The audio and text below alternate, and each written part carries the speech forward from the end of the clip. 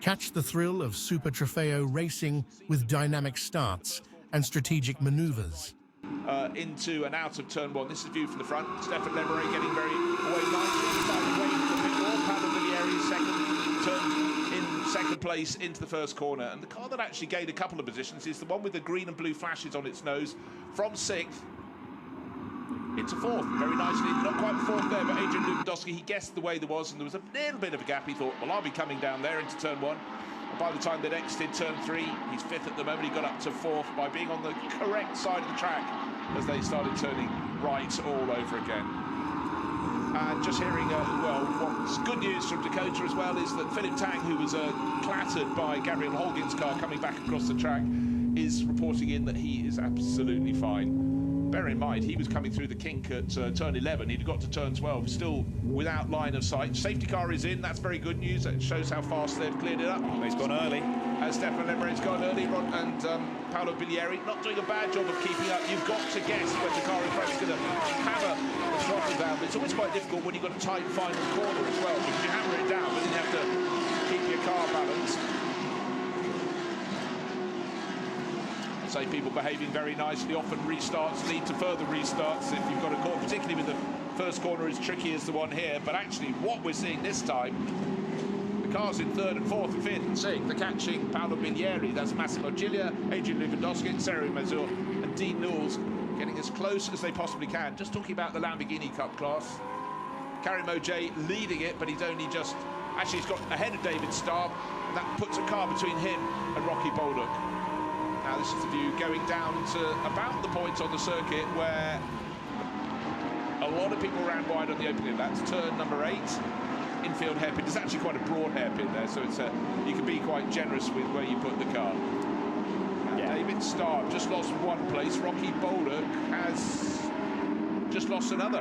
So we've been riding on board a little bit with 266, which was Jivé Liu in the Hudson Auto Bay LKM Lamborghini, and he managed to pick off Rocky Balduk. So Rocky, having been immediately behind his Lamborghini class rival, Lamborghini Cup class rival at the restart, has had 2 cars overtake him. So that will be frustrating for the Canadian, but very good news for Kari Mojje. That gives him a buffer. In fact, Kari, the white car just turning into turn 15 is actually about 3 seconds ahead. So that's been a very, very good restart for him.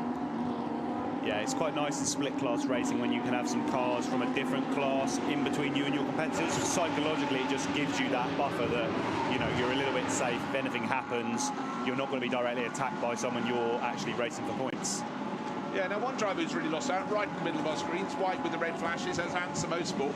He started 4th, Antoine Como, finished 4th yesterday, so he got good points in the bag. Very nearly finished where he wanted to be, but fallen to 7th. David Starr running very wide indeed, but just keeping it within the confines of the circuit. Looking to see anybody has gained many places since the start of the race. The answer is no. As yet, I was looking to see the pace of Pier Giacomo Randazzo. He'll be handing over to Stephan Tribudini. We heard from Stephan talking to Dakota saying, well, we got the point from pole position for yesterday, but then that was the car that pulled off right at the start of the race. Oh, actually, it looks though a WSR car is just pulling off in the background. No, it isn't. It's just running wide. It's this one here. That is Pier Giacomo Randazzo. Now, he's right on the tail of Rocky Balduk. Sorry, it was just the angle that was being shot at. Don't want to carry on with the commentator's curse of mentioning someone and suddenly a thunderbolt lightning. Stephan at the front of the field, 1.4 seconds clear. Remember, of course, one little advantage he had was closed in by the safety car period. It's opened out again, 1.4 seconds clear. In fact, he gained a second on the first lap after the restart. So he not only got a good getaway, but he carried it on. And that's why there's a bit of breathing space between him, the car in the very Belgian colours of red, yellow and black, mimicking the national flag. There's Kari Mojje. Villorba course, a lot of cars here this weekend, but 5th in yesterday's race outright, 5th on the grid today, so he sort of does all the work. And Karim's been racing the Super Trofeo for a long time. He's just very, very much at ease with everything in the paddock, everything the way it works. sometimes that's half the battle for these am and gentleman drivers, is a bit of familiarity. Once they, build a good relationship with a team, with the championship, they just like to keep coming back because they have so much fun. And they, sometimes it's difficult when you're thrown into the unknown. As a pro driver, quite often you will be thrown in the unknown. You go to new tracks, new cars, new teams. You've got to just get on with it. As a gentleman, you have the luxury of choosing where you want to race, so you want it to be as comfortable and fun as possible. Yeah, and also not to put too fine on a point on it, a lot of championships have many, many rounds. This has 5 double-header rounds, so you get, 6 double-header rounds with the final, and then the world finals tacked onto the 6th of those. So it's 6 race meetings. Yes, you might do testing and stuff, but for someone who's actually a business person, or maybe their family only allows them out of the family house 6 times a year, but it's not going to completely overpower your year, and that's why it's very attractive. And the fact that you can slot in to any of the 3 global championships in North America, in Asia, if you fancy, you don't think it's hot enough at Barcelona, you can head out to Sepang, see what it's really like in the pressure cooker. Certainly, and don't get me wrong, it is not cheap to run one of these cars, but the specification of car you are racing for the budget it costs to run one of these in a season compared to a lot of other one-make championships is absolutely phenomenal. It is such a good race car for relatively low money in comparison to other championships. Yeah, and to split it right down to what you get a lot of horsepower and a really fantastic looking car, so that helps as well in all of that. Big numbers when you're playing top trucks in the pub. Certainly, no one wants to go to the pub and say, I race a Nissan Micra. They want to be, if you can go and say, I race a Lamborghini, straight away, you're the coolest guy in that pub or restaurant or whatever, golf course, wherever these guys hang out when they're not racing. Yeah, wherever you choose to drop it into conversation. Right, now it's a really good restart for Stephan Lemeray. The gap closed up behind the safety car. He was 1.4 seconds clear, then 2.6, now 3.5. There's a bit of damage on the front of car number 79, which is Sero Mazur's stealth car. It's stealthy, but we saw it. We saw the front bodywork. Clearly there's been a little bit of contact. It's the flank we can't see. Sticking out just a little bit in front of the front left wheel. And tucked in behind is Dean Noyes. So he's got ahead of fellow Canadian Antoine Como. Now a driver who knows an awful lot about these cars. The coach has found him. Kari Lewis. An expert in Super Trofeo. Corey, obviously this weekend you're not driving, but you are the coach for Rocky. We can't speak to Rocky because he's in the car at the moment. He had a wild race yesterday, but today he looks like he's on the right path. He's P2 in LC, so he's got a little bit to catch up to Kari. What would be your advice at this point? Honestly, this race has been pretty chaotic already. We had a safety car, so I think honestly his lap times are great.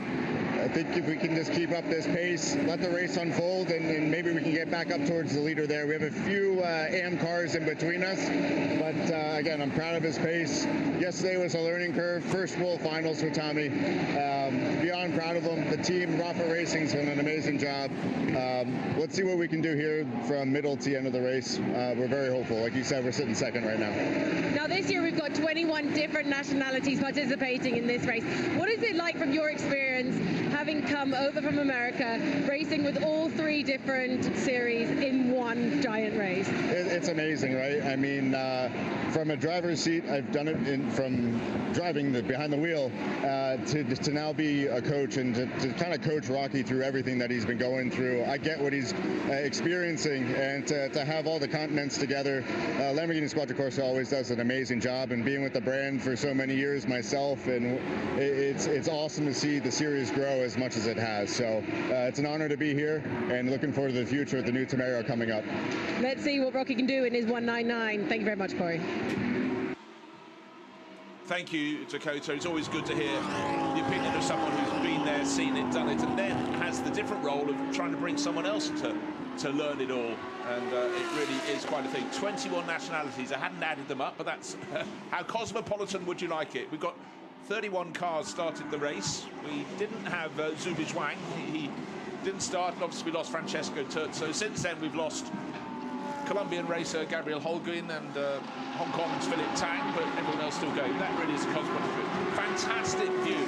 Turn 3 in the top right hand of your screen. You're already going out of turn 5. Our race leader, Stephan Lemeray, having a fabulous run. And in behind Paulo Bilieri, he's not holding up those behind him, but they can't get close enough to make a pass. What we do have coming up, pit window, and we also have that thing called driver penalty, and the first one has just been issued. attitude. Holger Harmsen, who is sitting second, right on Rocky Balduk's tail, second in the Lamborghini Cup, 14th overall, 5-second penalty for going around over the white lines with all four wheels. One time too many. I am sure there'll be some more of those in the race, and they can have such an impact. Stay tuned for more thrilling racing insights and updates.